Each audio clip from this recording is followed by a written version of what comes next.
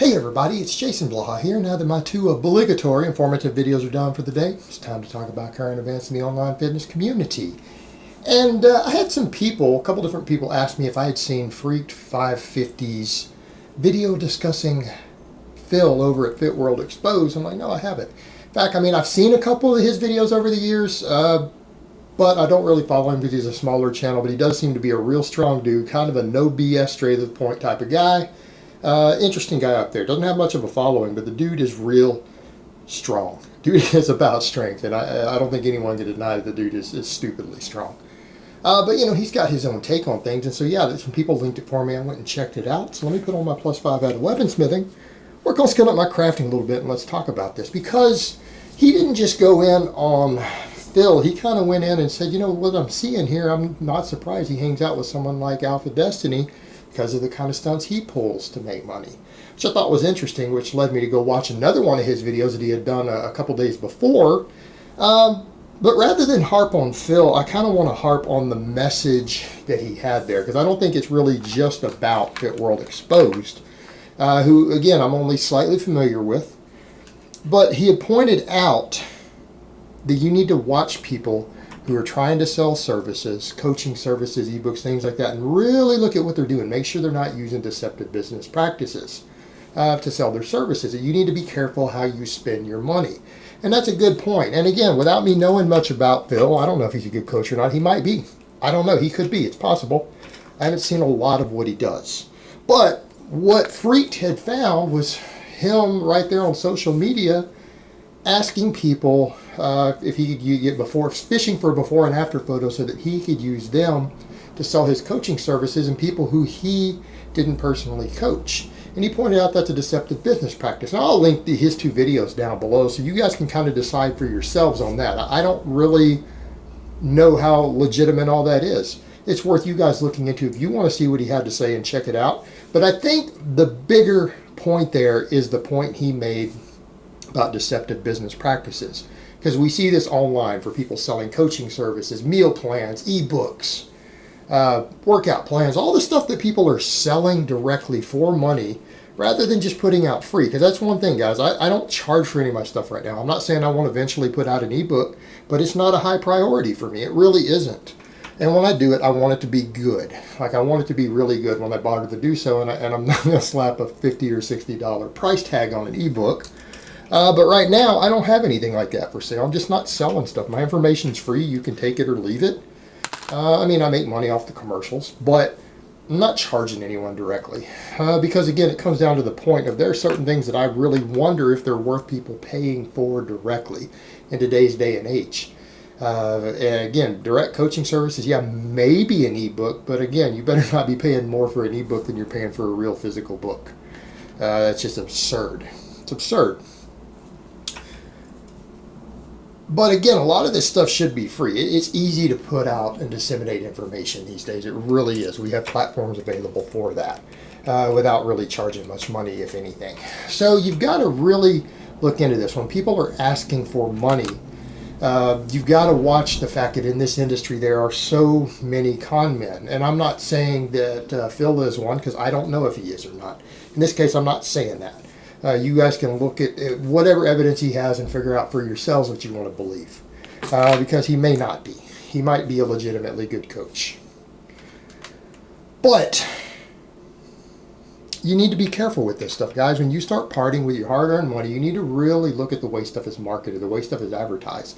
Is it really a good buy? Because most of the stuff in this industry isn't. When people are paying $50 for workout programs, when some of the best programs ever written are free already, or you could read some basic books yourselves on how to do certain types of programming and you're done. You don't need someone to hand you a program.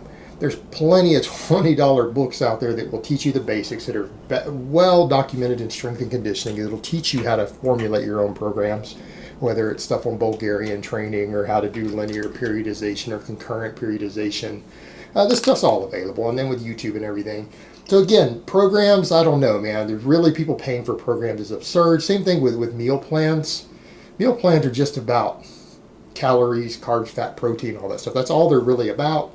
And as far as satiety goes, that's really all meal plans are trying to do, is control your appetite so that you either eat enough to lose weight, a small enough amount, or you're eating enough to gain weight, whatever, but those are individual satiety and taste. So this whole meal plan thing, I don't know, I think it's a ripoff. I think it really is. It's different if a coach is actually coaching you one-on-one with stuff based around your needs. That's a little bit different, but just selling meal plans is absurd. Most supplements, same thing, they're ripoffs. 95% of supplements are absolutely worthless. They do not do anything beneficial. 95% of them. So again, people need to have a little bit of discernment with this stuff. But what I thought was also interesting, he made that statement about Alpha, and then I saw right over in the side, the recommended videos, a video he had made before, where he talked about Strap-On, whose real name is Alexander, interviewing Alec, who is not strong enough, which I covered that interview, and he had said, his opinion on it is because he went over and saw Alec's channel, and he doesn't think it was just about the trolling. It's not just about him saying, oh, I want to be serious. He looked at it and said he thinks that he pulled it down because it didn't fit his confirmation bias. Because Alex is making his living selling non-conventional training. Selling non-conventional training, to the point where actually a bunch of people were saying, well, he's never said conventional training doesn't work. Actually, he did. He made a video saying that, pulled it, and I have a copy of that video. If I need to, I might put that up later, just if people need proof of that he has said conventional training does not work. Flat out said it doesn't work. And he puts a guy on there who is saying conventional training works. And a guy who's saying, look, these odd lifts, the odd lifts are there for fun, but they don't build your base. You need to build your base on the conventional deadlift, right? Build your base. You're going to get bigger and stronger on the conventional deadlift than you are any sort of rack pull or Jefferson deadlift or behind the back deadlift and all this other stuff. That's your real meat and potatoes. This other stuff are lifts you do just for fun. And as a beginner, you really shouldn't be doing them. This stuff you can play with for fun after you build your base, but you still need to keep the conventional lifts in. That doesn't match with what he does. And he had said he thinks that Alex saw it, him doing some of these odd lifts, and said, oh, this guy must train like me. This is going to endorse my style of training. And it turns out it was anything but. He endorses very conventional styles of training. And then the other thing he pointed out is that he had said, yeah, that 800-pound behind the back deadlift is really strong. And then Alex said, well, I don't know that it really is. It might seem strong because not that many people do the lift, so there's no real standards, but it's a lot easier than a conventional deadlift. You should be able to lift more.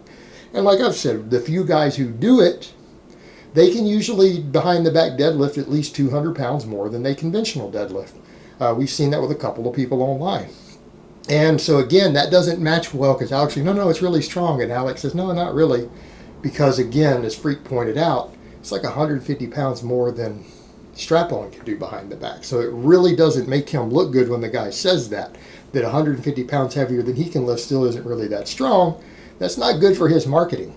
And what he pointed out is what I've been saying for a long time. So there's someone here publicly saying, who is a very strong guy, saying the same things I've been saying. A lot of these non-conventional lifts, when they're not done for fun, these non-competitive lifts, people use them to fake their strength. And it doesn't mean a person isn't strong. I mean, someone who can deadlift 550 is a decently strong guy. No one's going to say a 550 deadlift is weak, but if a guy can only deadlift 550, but then he can do a behind the back with 650 or 700, he looks stronger to people who don't know that they have a leverage advantage. Or if someone can high handle trap bar 700, but they can still only pull 530 or 550 on a normal deadlift, they can use it to mask their strength. And odd lifts that give leverage advantages or trim range of motion and things like that can allow you to lift a lot more weight than you could on more conventional exercises to give the illusion of strength. And it would be different if people were doing them just for fun, show off lifts, that's different. But when people are actually marketing it, and this is what we're seeing more of, look how strong I am, using it and then selling ebooks, selling programs, selling information based around it, that's a scam. That's a scam because they're trying to appear to be stronger than they really are when you compare them to other people. When you compare them to other people, and that is the big difference. It's not just, are they strong or not? Sure. I mean, someone who can do a behind the back deadlift of 650, 700, whatever it happens to be, that's decently strong. And if they can conventional deadlift 550, well, most guys at a gym can't deadlift 550. right? The majority of gym goers, even guys who have been training 5 years, can't deadlift 550. So they're above average. They're not at average level of strength. They're a pretty strong person. I think we can all agree there. But they're not as strong as they might be pretending to be when they're marketing stuff. And that is what Freak pointed out as we're talking about deceptive business practices. Deceptive business practices, creating the illusion that you're stronger than you are. It's not much different than people who are selling their physique, who are using filters, special lighting, all this other stuff to make, and maybe even using diuretics to make their physique look better than it actually looks day to day, and then telling people my diet and training programs will give you this physique. When it's Adobe diuretics, lighting, and fake tan that's giving them that physique. I mean, not saying they don't have an impressive physique, not saying they don't, but they're enhancing it through trickery to make it look better than it actually looks. Doesn't mean that they don't look good.